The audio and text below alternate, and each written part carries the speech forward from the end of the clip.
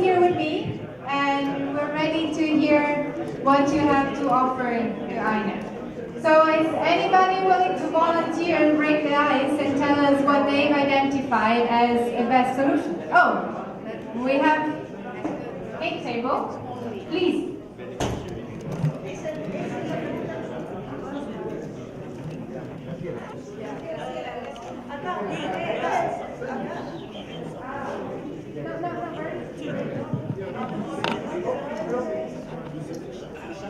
Voilà. Sur notre table, on a essayé de trouver des solutions. D'abord, on s'est dit qu'il serait bien et qu'il est temps vraiment dans nos pays de créer des cadres de collaboration multi-acteurs. Des cadres qui regrouperaient les chercheurs, les universitaires, les bailleurs de fonds, la société civile, les autres membres des populations concernées par la question de résilience pour échanger et discuter des besoins et des nouvelles évidences trouvées dans le pays. Et dans ce cadre, s'il y avait un cadre de concertation pareil, les autres acteurs allaient savoir qu'il y ait des résultats des recherches importants et qui pourraient servir donc aux autres membres de la société de mettre en œuvre les produits de leurs recherches. Ça, c'était le premier point que nous avons trouvé. Nous nous sommes aussi dit qu'il faut peut-être maintenant éviter dans les universités, je parle de l'Afrique que je connais bien, que les chercheurs, que les étudiants à l'université soient juste orientés selon les anciens thèmes de recherche qu'on trouve sur Internet, mais que les recherches soient vraiment orientées vers des besoins réels exprimés sur le terrain ou trouvés sur le terrain, qui répondent au cas des DRR dans les régions. Comme ça, les produits de recherche vont sûrement être utilisés parce que ça répond à un besoin exprimé. Troisièmement, on a dit aussi qu'il faut voir les cas des recherches scientifiques. Par exemple, si on prend ce qu'on utilise maintenant pour les alertes précoces, c'est aussi une forme de recherche parce que les données que les gens donnent, les services d'information climatique donnent, sont utilisées. Parce que là, c'est pensé et c'est dirigé vers un besoin et ça résout un problème réel en temps réel. Donc voilà, c'est un peu ce qu'on a trouvé pour toi. Merci. Merci. We have the coconut table. Hello, good morning. From our table, we discussed a lot of options, but I'm going to summarize a couple of points. First thing is, in our part, especially in the developing world, we have good research institutions, research organizations, good universities, but the problem is the researches that they do are not properly reflecting the need in the ground, the problem in the ground. So that is the problem. What we discuss is, first of all, we have to generate interest in the research organizations, universities, on doing the practical research on the practical problems. So raise interest in the universities is the first issue. For doing that, we have discussed a couple of solutions. One is we need to go to the students and faculties and then ask for any internship program or involve them in project works, in research tasks. So internship, project work, research task is one possible solution. And the second is we do a lot of surveys in our communities related to disaster risk reduction. So we can involve students in doing these surveys so that they are gradually interested in the problem. So these are a couple of points we discussed. Thank you. Thank you very much. I think yes, we have the no food table here. What was your grapes? You wanted to present, and then we'll have the pineapple. Then we'll have the fish. Oh, we have many.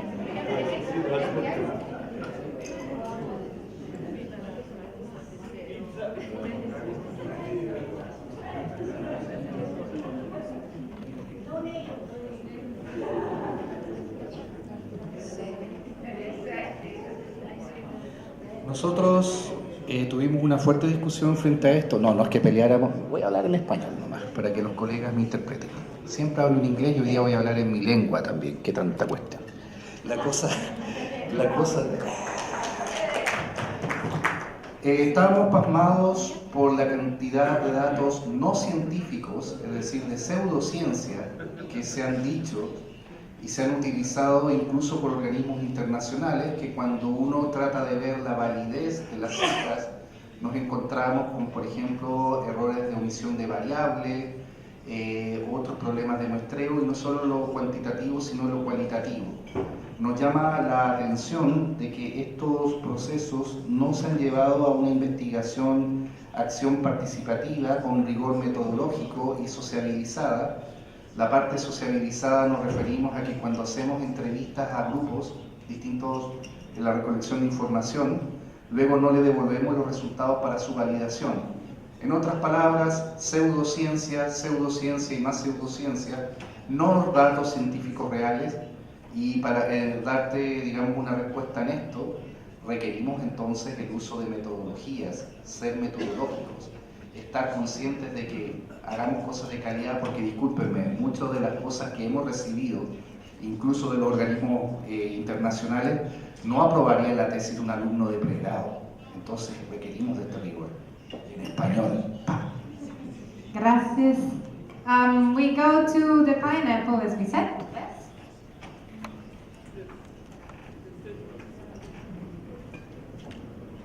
Thank you. In our group, we got many points, and we found that one of the interesting recommendation is getting the communities involved in the research. So if we can do the actual research, then that will help community to get the involvement in this research, and it gives the empowerment. So I gave example from Sri Lanka. In Sri Lanka, we are doing a research in collaboration with the three organizations, the Action, Meteorological Department, and Institution of Policy Analysis. Our objective is to develop the climate management information systems targeting the farming communities. So from the beginning, we get them involved in our research. They collect the information, they analyze the information, they decide what type of channels they need, and they always in contact with all the three agencies. Now it has become part and parcel of their research. So they see the benefits, they get the research products. Likewise, so if we can make them part and parcel of the research with the experts, so it will be helpful to pass the research findings and products to the communities, and also get them in on the research, and this will be a sustainable method for giving the benefits of the research to the communities. Thank you. Thank you very much. Yes, but we had the fish first, I think. And the ice cream that is melting, yes. All right, fish, ice cream, and then bread. Oh, and the pizza. Good morning to all. We actually talked a lot, but we zeroed on one of the solutions, that is translation of scientific knowledge into practical actions at the community level. And to support that, if I cite an example, in India is highly prone to the floods when the water is released from the Nepal. So there was an intervention from PGVS, a local-based organization in Lucknow, where they tried out with practical action, a scientific organization in Nepal, which helped them to read the waters. And once the water was released from Nepal, then the information was passed to the communities as to what time the water will reach them. So they were prepared as to what actions they were supposed to take. Then similarly, at in the other streams, there were coordination established with the other community members, and they were prepared as to what to do when the water would reach them. So we need to translate this this scientific knowledge into practical action, so that it actually reduces the risks and vulnerabilities of the communities. Thank you so much. Thank you, Shalini.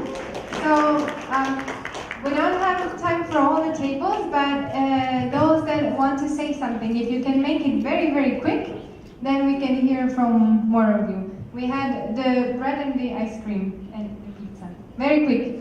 Okay. One of the things that we talked about is that we need to have participatory local action research, which is meaningful to the local communities. And obviously, feedback of the results of this research is extremely important. The other way is to try to align our research with the interventions that are being carried out by organizations that are dealing with DRR and humanitarian work, so that it becomes much more relevant to the communities that we are engaged with. And obviously, as I said, feedback of this research becomes very important, because sometimes we carry out this research without actually sharing the results of the research with the community. So that research becomes meaningless to the communities. Thank you. Quick point from ice cream. Oh, sorry. Yes. Everybody smile for ice cream.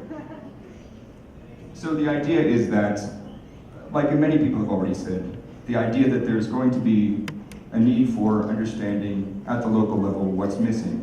So finding out through an alliance of making it with the government, with the scientists, with the private sector, and all other types of researchers who might have an interest, to identify with the local population through community-based research projects, through knowledge management projects, through knowledge networks and understanding like Views from the Front Line, ways of identifying what's missing, so that we're not acting, the actors are recipients of information, but they're actually contributing. And we have this bridge of doing this in a knowledge co-creation process where it's the people themselves determine what's missing and what the gaps are. And then we can infuse that with the needed scientific information that will supplement that and augment the decision making and action.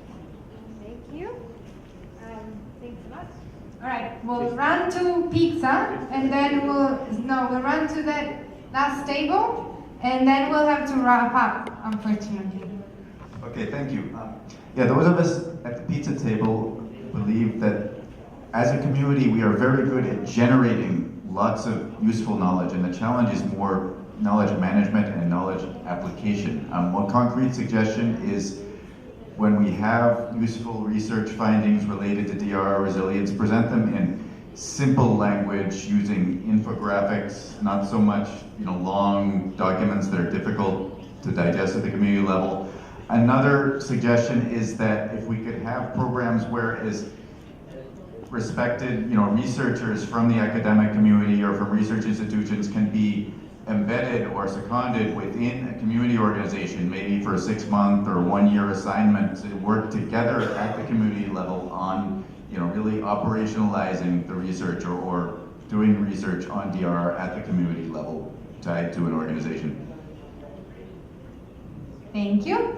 All right, last table over there, and then we'll have to wrap up. We'll find a winner, and we'll close the session. We also intersect with the first point from the pizza table, which is having user-friendly summaries to be used by the community and the local partners, as well as creating online platforms for all the summaries of those researchers, and to be available for other organizations and to be peer reviewed based on the useful of those researchers. And we put only the summaries, and then they can get back to the organization to get the full researchers. Great, thank you very much. Okay, I'm sorry that not all the tables were able to give their advice. You know how Aina looks, so please approach her and tell her what you think would be useful for her. And you can do this with everybody else. You can go and approach people with your challenge and try to solve it throughout this week. You know there will be different sessions, different things going on. Talk with each other, listen and learn the most you can. Now, before closing the session, I'm turning to Aina to ask her if she has identified what is the most useful piece of advice for your challenge. Merci, merci à vous tous d'avoir apporté des solutions vraiment très utiles pour le défi que j'ai aujourd'hui. Toutes vos propositions sont vraiment intéressantes et complémentaires, je dis. Et donc, je vais essayer de rassembler par choisir en fait résumer tous comme la solution de la table. Est-ce que c'est le nom de votre table? Gâteau? Cake, je sais pas. Comme il faut peut-être, il vaut mieux créer un cadre de travail multi-acteurs. Et les autres ont dit que ce sera un programme. Donc le programme serait mis en place dans ce cadre de travail multi-acteurs où il y a les universitaires, les chercheurs, les bailleurs, l'État, des représentants du niveau local, communautaire. Et c'est là qu'ils ont défini le programme à réaliser pour réduire les risques au niveau d'une communauté déterminée et aussi améliorer la capacité et la résilience de cette communauté. Je vous remercie. Je vous remercie de tout mon cœur pour votre proposition, votre solution intéressante. Merci. Thank you, Aina. Thank you very much. And we have a winner of this part 3. Congratulations, Cake Table. Very well done. We're going to give, we know that Joe is back in the room. We're just going to give Joe the possibility to explain a little bit more about his challenge. And then after, when we go on the break, when you'll be able to see him around, stop him and give him your best piece of advice. So, Joe, you had written this challenge, and then we were hoping to learn more from you, but you were not in the room, so we're giving you the opportunity now, very briefly, if you can explain a little bit more, and then people in the room will be able to give you some advice at the breaks, though, not during the session. Okay, thank you very much for such an opportunity. Government engagement and support for advocacy at the local level. I'm sure those coming from the NGO sector, they also experience the same challenge as well. I'll take a case from the Gambia, where I came from. Currently, we undergone a serious issue with regards to the hosting of the OIC conference. Gambia is hosting the OIC conference next year, 2019.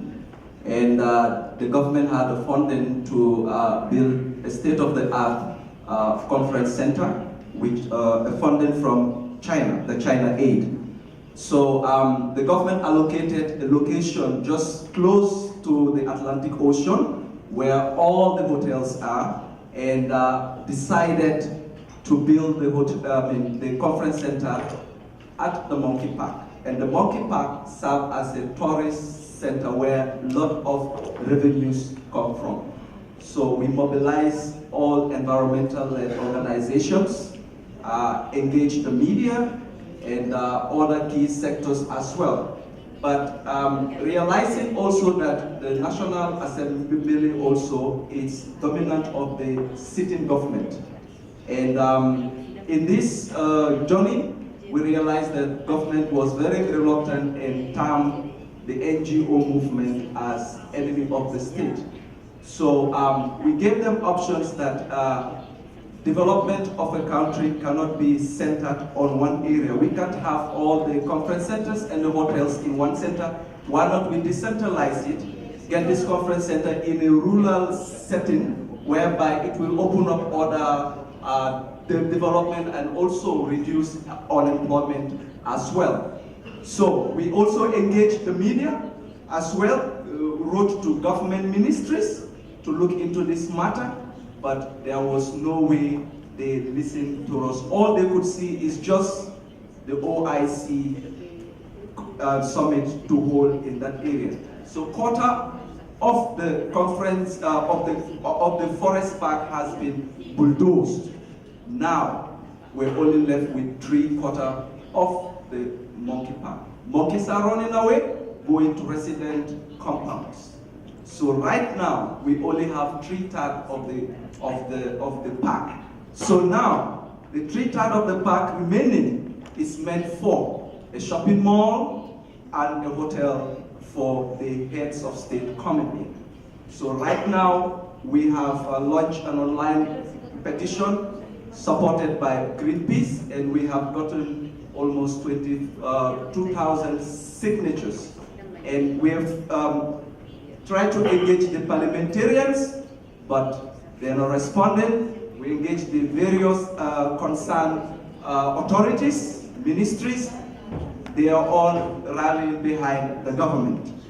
And the local people also who actually we engage for them to take ownership of that area where their livelihood relies on, they term the NGO as a Western ideology that we are enemies of the development of the country. So now we are in a position whereby we only have the backup of the few tourists that come to visit these parks. And when we call for a mobilization meeting, when we look around, all we see is only white people around us and few junk of the local people among us, naming us that we had fundings, that we are actually dancing to the tunes of the Western funds. So I am appealing to all of you, if you have gone through this dilemma, please do share what else should we do. We have gone we've engaged the media, we've written to government, we've engaged the parliamentarians, and also, in fact, the local councillors of these local regions are also influencing their local people that, look, don't listen to these NGOs, they are paid. So please, I am looking forward to have solutions for this journey that we are on. We don't have the funds, but if you have other ideas that you think we can go, the alternatives, please kindly share. Thank you very much. Thank you very much, Joe. It's a very challenging challenge, I'd say, but maybe quite context specific, but I'm sure that some of you have experienced similar situations in your context. So please feel free to approach Joe and give him your ideas. Okay, we're going to wrap up, just to tell you once again that it doesn't end with this session. You've had the opportunity to identify your challenge, and you've heard some of you had also had the opportunity to hear from the other people at your table some individual ideas, some brainstorming of what could be a piece of advice to address your challenge.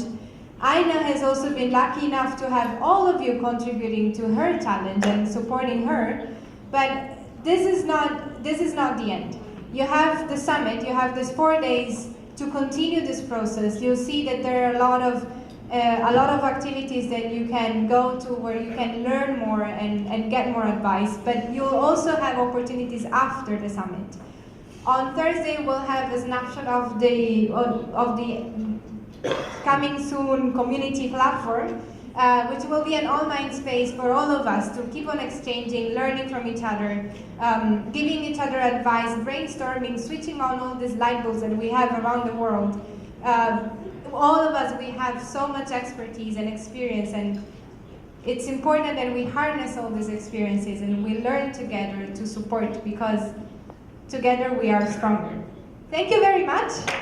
I think maybe there is a little bit of housekeeping to do. Fantastic. Thank you, Valeria. I'm kind of very struck by the different ideas and perspectives and experience that are going on. And I would invite you all, you've all written down one challenge. Don't leave here on Friday without having discussed that challenge with people around you. And a good time to discuss that is in the breaks. So just before we go to a break, this afternoon is a little bit different, okay? We won't be back in here until 4:30. So at 4:30 we're all back in here as we wrap up day one. But before we wrap up day one, you will see on your schedule that there are 3 different sessions, all of them being led by members, people within the room who have come prepared to share and to discuss various different aspects of what we're talking about this week. So there is a session between 2 and 2:45, another one at 2:45 to 3:30, and there's time for a break, and then from 3:50 to 4:30. So you will need to decide which session you want to go to. The rooms are very close to here, and there are people who will guide you to those rooms. So we are asking you to make sure that you're there on time to help the people who are leading those sessions, and choose the one that most appeals to you. If you want further information about those sessions, then just speak to somebody out there, and there's more information there, or as I said earlier, there's more information online. So if you can leave your challenges, or facilitators, if I can ask you to collect the challenges, the cards that are on the table, so we can use those and look at those and explore what challenges people have come up with. That would be fantastic. Emily? So, just say that again. Okay, yeah. So in the first period of 3 sessions, so there are 3 sessions, and one of them has changed. Yeah. So just so we know. Okay. So unfortunately, the importance of South-South cooperation, that won't be the session now. But we'll be having the session on the role of participatory governance that will be led in Spanish and in French. So that will replace that session in that particular room, just so we know. Thank you. And can I invite you that when you leave here to go to lunch, which is in our, where you had, for those of you had breakfast this morning, downstairs, so on the ground floor, take your personal belongings with you. You want to take those because you won't be coming back here until about 4:30. So if you're breaking for lunch, go ahead. If you're not having lunch, then still time for a break. And everybody will be back together, all together at 4:30, and off to your sessions at 2. Thank you for a participatory morning. Lots of stuff going on there, lots of experiences shared, and we're just beginning. So we wish you all your conversations now, and see you in your different rooms at 2 o'clock. Thank you.